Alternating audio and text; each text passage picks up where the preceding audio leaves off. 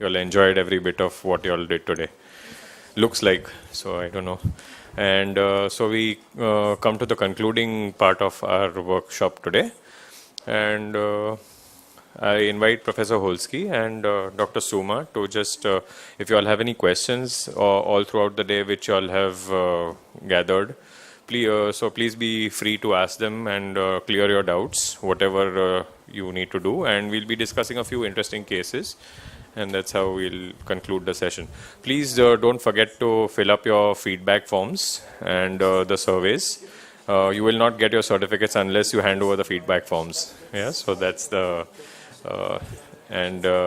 we have buses from here at around 4 or roughly 4 o'clock. So you can have your cup of tea and then get the vehicles, not buses, sorry, vehicles to go back to the hotel. Yeah? Thanks. Okay. So you have seen so much. You have had many questions. We didn't have enough time to answer all these questions. So what questions do you have? Please tell us. What would you like to know more?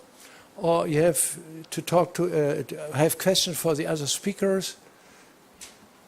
Where you the other workstation people here only, you can ask your questions right off now. So I'm thinking later on that we should have asked it then and there itself. Yes. Yes, please.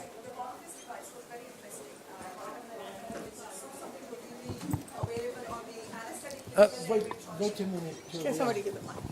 Hi. The other people are in. Okay, last one. So I think so. Now, I was saying the Bonfils device was very interesting.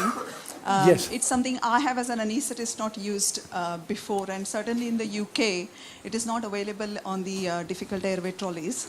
A question I wanted to ask was, what are the advantages of using that over a fiberscope? Over a fiberscope? This kind of open fiberscope. Very good question. That is all we were talking about it. And the problem is, if you use it, it is like one reviewer asked me, can you show me the literature that the cuff of a tube should stay in the trachea? Why can it not stay in the, between the vocal cords or in the outlet of the cricoid ring? So we overlook sometimes things. So this question is very important. Couldn't you, let us say, couldn't you do everything I showed you with a fiber optic instrument? Of course. Not all, but most of it. What you cannot do with a fiberscope is going through masses, because the tip of the fiberscope is not stable, it moves.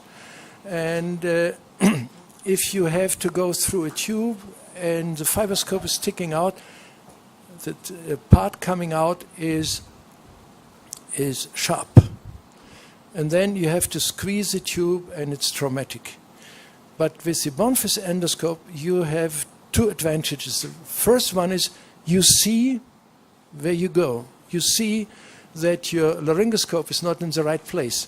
You see you lift it up too much, or you even occluded part of the airway. You can correct it. And then you go further into the airway in all those cases where you cannot see the vocal cords. For instance, we imitated this situation. You see the tip of the epiglottis and you don't know what is behind. So you intend to intubate, go under it, and then you see what's going on. And then you advance over the vocal cords. And very often, in particular, if it's a child with cardiac malformation or what have you, Crouzon and so on, there might be something else behind, and you see it. And you see it. And then you can direct your tube. And if you cannot advance the tube, you must go back and think, what else could we do? And the other thing is, the learning curve is, if you do it 10 times in a healthy patient, you can do it in a difficult case. With the fiber optic instrument, you have to have a far longer learning time, and you must practice continuously to keep up the skills. You lose your skills if you're not exposed to it. But you are basically using a tube which is illuminated. It's a normal intubation procedure, which is illuminated and visualizes what we see. We don't go blind, we go through it. And at the same token, what is the difference, let us say, with one of these fiberscopes, which are very helpful, even the one-way fiberscopes, which have a camera picture in front. You see a wonderful larynx, but you don't know, and you need a stylet, and you don't know what's the stylet in on the way to this camera picture. Can we go through the palatinal veil, through a tonsil, through lymphatic tissue? And this is reported in the literature, in particular going through the palatinal veil can mean that the child or adult goes to the intensive care unit because it's a huge hematoma. So this is the direct view. That is so important. And you can move. And the worst is, to my mind, the straight blade, the Miller blade, where you have to lift up the epiglottis, and you have a canal, kind of a channel. You go with the tube, and for that time you are blind. And a lot can happen before you reach the larynx. Does it answer your question? Okay. I'd also like to add that we are here with so many equipments. Okay, the thing is, we have to master one or two on which we can be a master, and in difficulty we'll be able to handle. Bonfils, I saw sir for the first time doing it. I mean, today is the first time I saw it being done. But then when he did it, it looks so easy. I mean, it gives a perception, it gives a vision of where we are going in. And Bonfil, when it first came in, I was telling the company personnel that we were all told it's retromolar intubation. But then we did a study in our department where we did straight face on, and we saw that it was so much more easier to intubate in comparison to the retromolar way we used to do. I would say that in case we have this Bonfils, it's much more easier to intubate and for people who are from India, and I don't know about other countries, fiber optic is not available all over the place. So having one more equipment which is not very so expensive would add to the difficult airway cart. That's what I would like to see. Thank you. That was, from your experience. Yes. That's important. Yes. You're all in the same situation, and that's a very good point. Thank you. Sorry.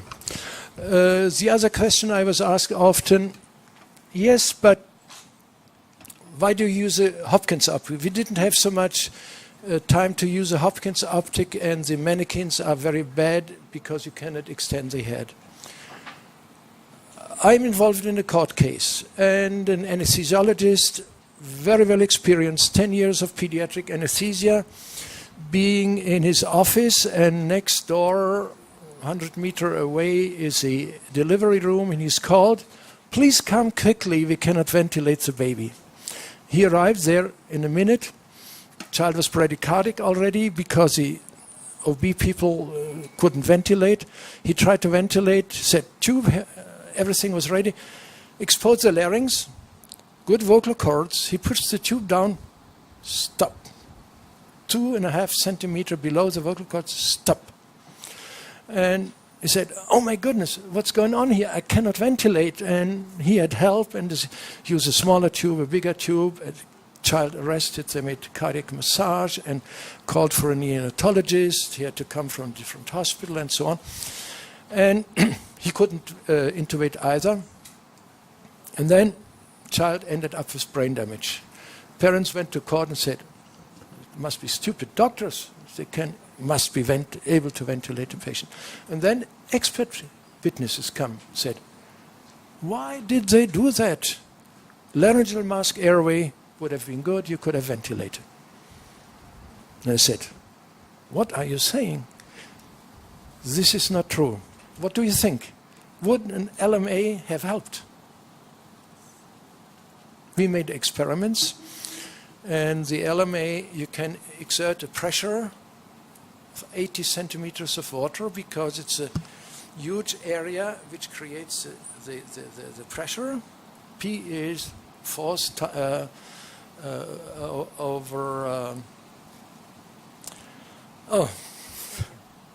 area. Okay, thank you. And it took 5 years till the lawyers believed several experts who said if you have a tube and you can put it for a stenosis, you can create a pressure of 500 centimeters of water. So this shows us the distal airway stenosis, tracheal stenosis, if you meet it in an unprepared situation, is awful. And you cannot guarantee to be able to ventilate the child. But I must admit, in our place, what would we have done? The Hopkins optic, put it over it, and well, one could have used a stylet, but it's very dangerous. And if you perforate, they say, "Yeah, you are the doctor who did it, and you have to pay money." We might have saved that child, and so this is a very rare case. But if you have such an instrument, you can use it because you see what you do. You can see I'm still in the lumen. So no other instrument can do that. Okay, more questions? Question from my side, is it, well, I'm really working now with Charlie Cote. We will see him here. He's a great guy. And we're working together on all kinds of problems in the airway. Do you know how long the distance from the vocal cords to the exit of the cricoid ring is in a neonate? Do you have any idea? It has never been measured, only once in a CT scan, where they, as we know now, they were pretty good. It's about, in a neonate, normal neonate, it's about between 9 and 11 millimeter. It's very long. It's very long. But what the conclusion is of that, what we are so interested in it, cuff tubes are thrown on the market and they say, wonderful cuff-free distance from the vocal cords, and all tubes, the distance from the depth marker of the vocal cords to the outlet of the cricoid ring is too short. It's below 1 centimeter. It means all these tubes have a part of the cuff exactly in the outlet of the cricoid ring where it does the most damage. And that's Charlie Cote, and I said, I'm now in the Department of Forensic Medicine of the University of Cologne, and we do the first measurements. So, if I should be here 2 years later, I can give you all the data. Left over to Charlie. Yeah, well, Charlie does the writing. I speak and I write with a German accent, which is not so good. Can I share a case? Yes, please. I just want to share a case with you all. Maybe a fortnight back, exactly 15 days from now back, I got a call at around 2:30 in the night. This is generally airway calls do not come at this time because they're managed by the NICUs. This was for a 1.6 kilogram baby, and they gave me a very typical history which I had not heard before, that the child can be ventilated very well, but through the LMA they are finding it very difficult to ventilate. But they need to intubate the child because the carbon dioxide levels are rising higher and higher. They tried to put in a tube. They could not succeed. Not that they were inexperienced. They were very experienced neonatologists. So I was brought in so that they could plan a tracheostomy because it was declared as cannot be intubated case. So we took the child in the OR with a very high risk consent. Parents were told about the gravity of the situation. The child was around 28 hours or so old. We took the child in. Surprisingly, the child was hypoventilating but was very easily ventilated by RJR circuit. The bag movements, the airflow in the bag was absolutely good. He could be ventilated. So I wasn't too sure whether the LMA had turned across, but then the repeated history of failed intubation was in front of me because there was a bit of trauma around. Well, having trusted the difficult intubation, we went ahead with the tracheostomy. So the position was given, infiltrated local around. I held the mask, a little scared to do anything else than giving oxygen, air, and sevoflurane at that point of time. But then the local took over, and I didn't have to do anything much. I just had to keep the child in extended position, whichever the surgeons wanted. Again, experienced surgeon at that point of time searched for the trachea, didn't find one. Since he didn't find the trachea for quite some time, there obviously has to be the trachea because we could see a bit of lung here up. So the first thought was the incision taken a little lower down than what was expected or should have been taken? Well, so that was point number one. But they really struggled a lot. They extended the incision, having thought that it could have been a very lower incision. So they extended the incision in the higher part of the neck as well. But they really did not find the trachea. Something that they thought was hard enough. There were two of them, in fact. They were good enough to be two of them at that point of time. They felt that it was it might have been the vertebra and not the trachea, because the surgeon typically said that this doesn't feel like a tracheal ring, and the tracheal ring in a neonate won't be as hard as I think I am feeling. So my brain was running around, and the neonatologist was also right next to me. I asked them, give me one chance to intubate, because at least the tube would help you identify the trachea. So I tried to intubate. It wasn't difficult at all to see the epiglottis. I couldn't see the cords, but very easily seen epiglottis without any struggle. I tried to pass a 2.5 number tube because the child was hardly 1.6 kilograms. The tube just couldn't be passed in. Impossible. Went to 2 number. Impossible. Thought that I should put in a stillet and make it a bit stiffer. Tried it in again 2.5 with a stillet for luck. Impossible. And as pediatric anesthesiologists, we do not use much force. So all the time, with God's grace, we could ventilate the child still. Then the neonatologist took over, because now he thought that under sevoflurane, the baby is quieter, so easier for him to put in a tube now at least. But I told them that it's very difficult to put in a tube. It's not a difficult intubation, but the tube is not going across. He shoved it in still. It was like, with a brutal force. It went in. They saw the tube inside, and it was an absolutely membranous trachea there.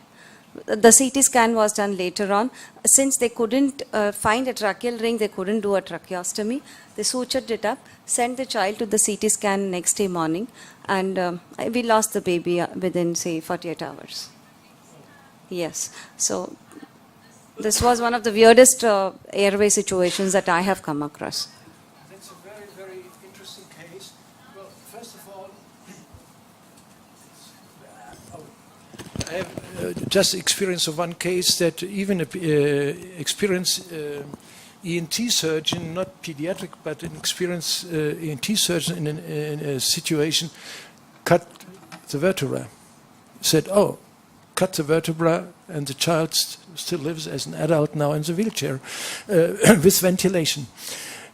Very tragic, but there you see what the problem is in a needy situation. You cannot think properly. But you could ventilate the child, and of course we would have endoscoped immediately if you had this. And of course with the Hopkins optic, probably we could have been able to perforate the membrane. And membrane is not just like a cobweb, it has a broad basis, and if we could, I showed 2 pictures today, we just go through, because now we are losing the child. And basically the idea to make a tracheostomy was a very good idea. But again, in such situation, you're helpless and you cannot think very much, and so it's very tragic. And again, nobody of us would like to be in the situation you were in. But this also shows, if you have these instruments and some people are around, you would have had a chance at least. thank you for this contribution. I will remember it. But exactly when I heard that they felt the vertebra, I thought now they're cutting the vertebra, but they didn't. But it shows how difficult it can be, but you feel far better if you had instruments which could help you. I just asked Dr. Vinit to show a video. This is an ENT adult patient.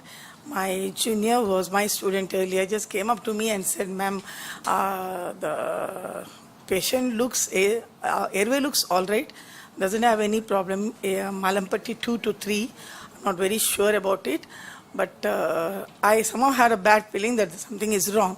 And he fortunately checked the indirect laryngoscopy done, and he said the growth is all over, can't identify the growth, nor the vocal cord was easily visible. That's what was written by the ENT surgeon. But the ENT surgeon was insisting no problem. And then I said, see, do something before we try to paralyze the patient, induce or paralyze the patient. So he said, okay, ma'am, because I'm a bit senior to him also.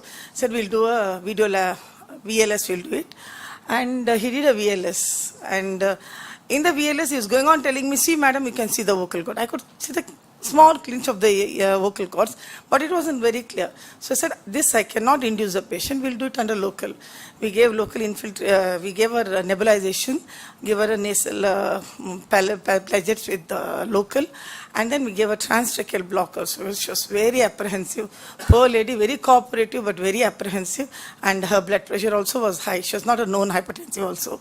So the VLS was this, but when we went with the fiber optic, since the patient was fully awake, we had no problem. She was like very apprehensive, like you said, but she was very cooperative, and we literally took half an hour and we couldn't enter at all. We just said, no, we are not going to make her go through this. She's fully awake. And as I gave the local, when I was giving lignocaine spray, the laryngoscope inside, she said, I'm feeling breathless. The more local started acting, she said, in local colloquial language, I'm feeling breathless, let me breathe. So I felt that the local was causing it to become like obstructed for her, and then made her sit up.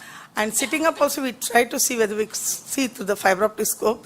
Again, it was the same problem.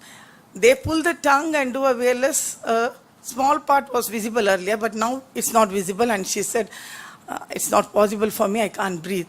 And backdoor, we called up the senior ENT surgeon. And the ENT surgeon said, no, cancel the case. Tomorrow morning, we'll see under local. But the next day morning, under local, actually there was no tumor. They were ready for tracheostomy. We said, no, we'll call the senior, the head of the unit. We called him. Behind this surgeon was ready to do it. And he said, no, tomorrow morning I'll come and decide whether she needs a tracheostomy or not. He refused to do a tracheostomy, and they took a biopsy with video laryngoscopy only, and it turned out to be non-malignant. And that junior staff called me up and said, ma'am, we avoided one tracheostomy because it was not malignant at all. It was just inflammation, and the whole swelling, it was falling on, and the vocal cords weren't visible. The surgeon was saying, I want to see the extension of the disease. Then because we couldn't intubate, he was planning for tracheostomy also, that also was abandoned. And today I think she's talking only because we avoided the tracheostomy. That was the video not coming. Okay. Now can you hold the camera to that directly? When I saw sir doing it earlier, I thought the plan to do the laryngoscopy and CMAC and Bonfils together would have given us an idea of what was wrong there and how we could have managed better than what we did.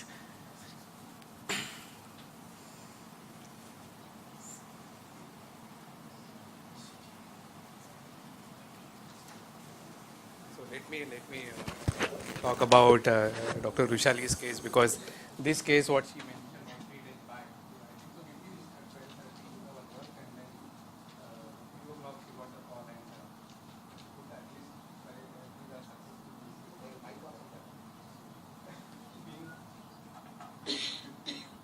So that was I think so great part, being in this conference tension, and at the 3 o'clock in the morning, this case has. it's a great thing, at least she could try to do.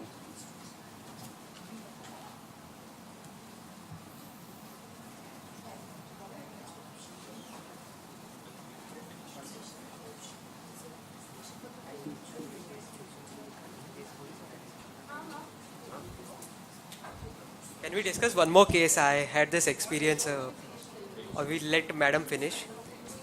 I have one more case to discuss with you. Yeah. So I had this child around 1 month back. He was a premature child, around 32 weeker with 1.8 kg, posted for an anorectal malformation the next day. The pediatrician gave me a call. The patient was on a ventilator, and the pediatrician called me that there is something wrong with the tube.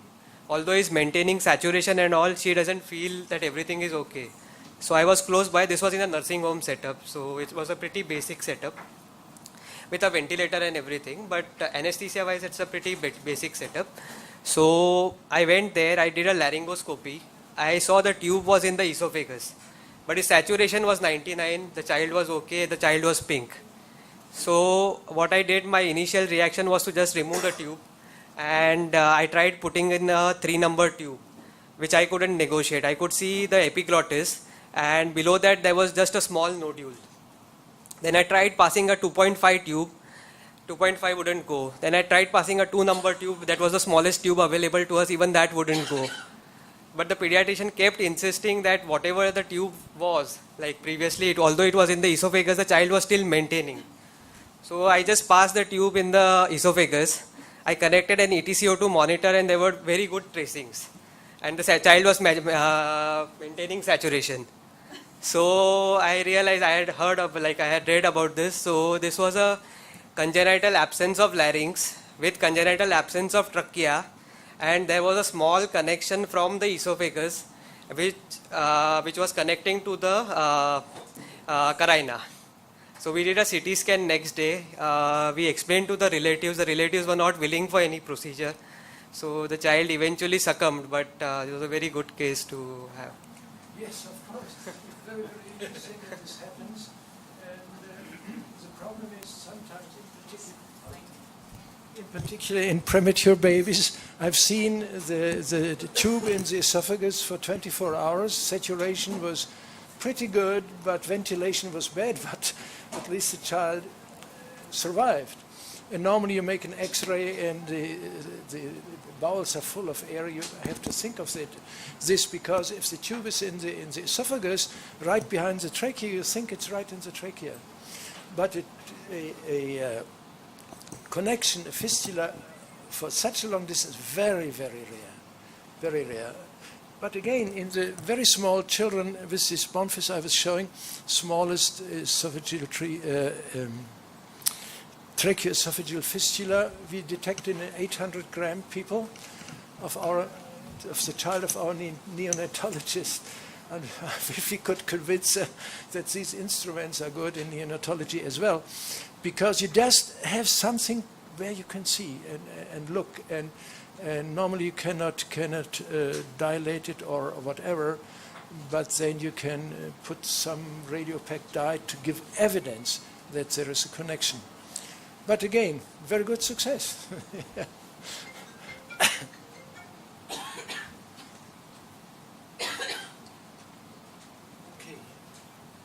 More questions, more suggestions?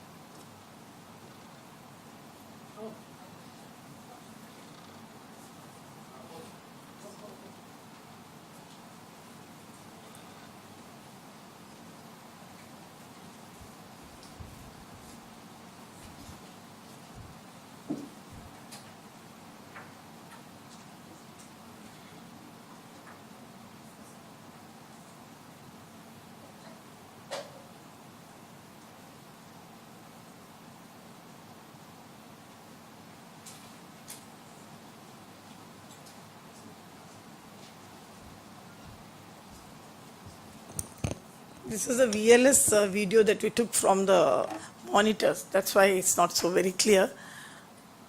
And somehow we are not so much into documentation. When actual situation happens, we are so busy overcoming the situation, and we do not actually document with a camera so that we can use it later. We don't do the videograph at that time.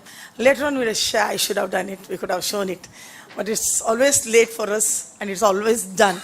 And we might have 1 or 2 previous X-rays or 1 or 2 photos. We always miss on documentation, videograph, photography, documentation. Okay, did I understand it right? This was upside down. The patient was sitting up. Oh, sitting up. Sitting up by the ENT surgeon. He was doing it with us straight. And you could not... I was doing with the fiber optic scope, Yeah. but I couldn't manipulate it. because there's something in the... Inside, there is a whole thing. Which happens then. Oh, but it's all- This would have helped. We didn't think of it. We had it, but we didn't have the cement.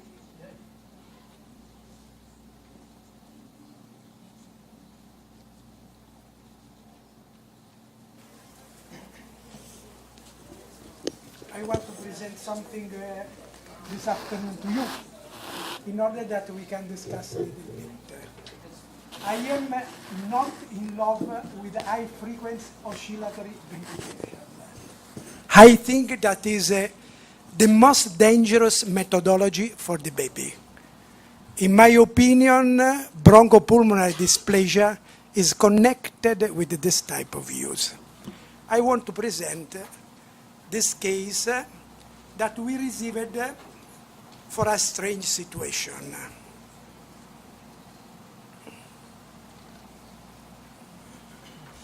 So this is 26 weeks of gestational age, 1 kilo. This baby, as you can see, was treated with a surfactant for RDS the day after the birth. This baby, the day after, developed pneumothorax. The tentative was to ventilate this baby progressively with high oscillatory ventilation. And you can see how the lung was deteriorated.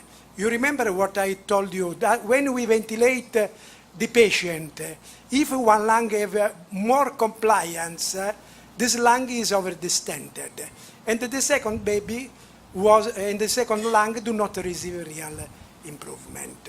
After 21 days, the colleagues were not able to disconnect from ventilator. They sent to me for tracheostomy.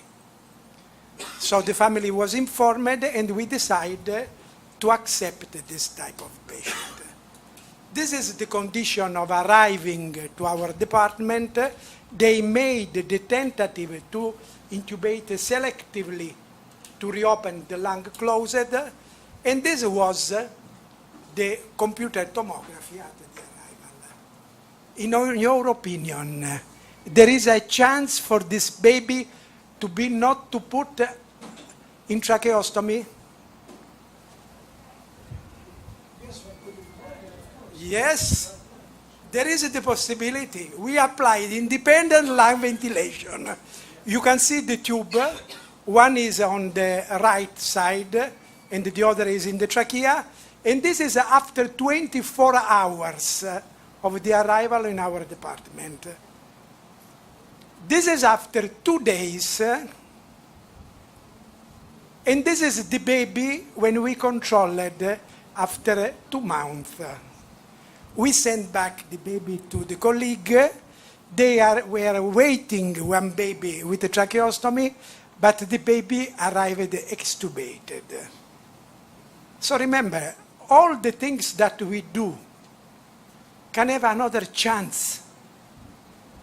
What we create, we can resolve also with advanced methodology that we can apply. We cannot stop to think this is the end, but we have to look if there are other possibilities to do other things. Some Question? Please. Yes.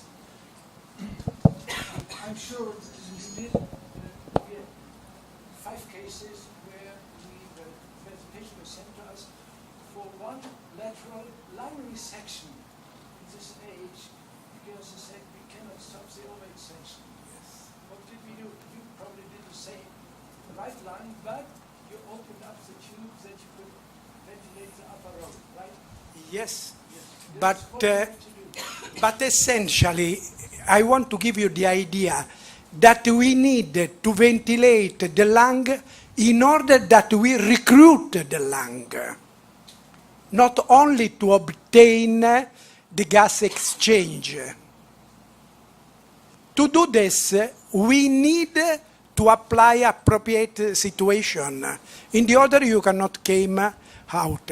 In the bronchopulmonary dysplasia, if you follow this baby, they are lucky because the lung grow until 8 years of age. So if the neonatologist stop to give 12 liters of oxygen, destroying the lung, in some cases not necessary to maintain 100% of peripheral saturation, the baby can have the possibility to contract the lung that is deteriorated and to expand the lung that was healthy and protected for some special reason. Yeah, that's obvious what you say, and it's important. And we had a case which we published, and then we found in the literature 4 cases where they removed the lung. Yes. It's overextended. And pathologists, it must be a wrong patient. It's basically not healthy, but it's good lung.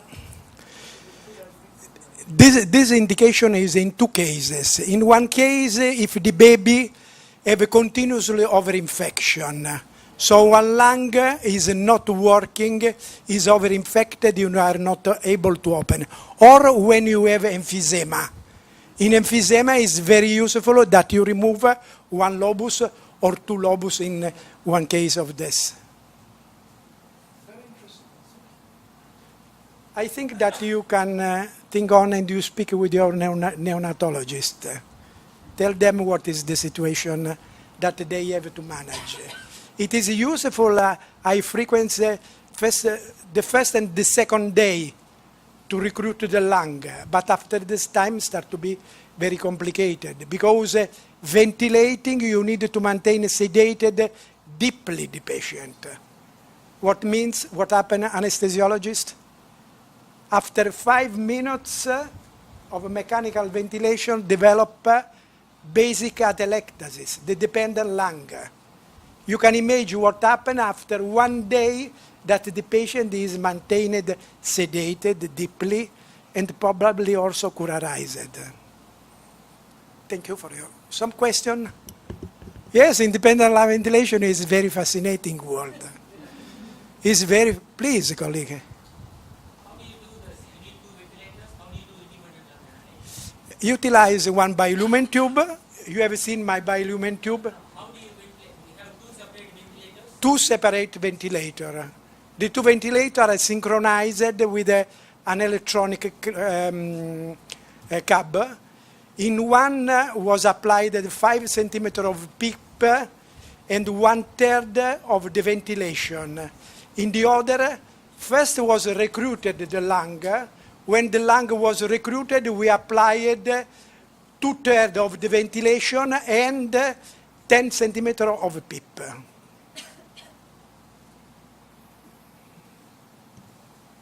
Thank you.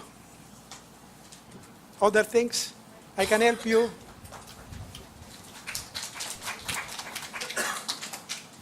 Remember, there is not the last end. Try to think on what is possible to do. There are a lot of alternatives that we can utilize, but we need more courage.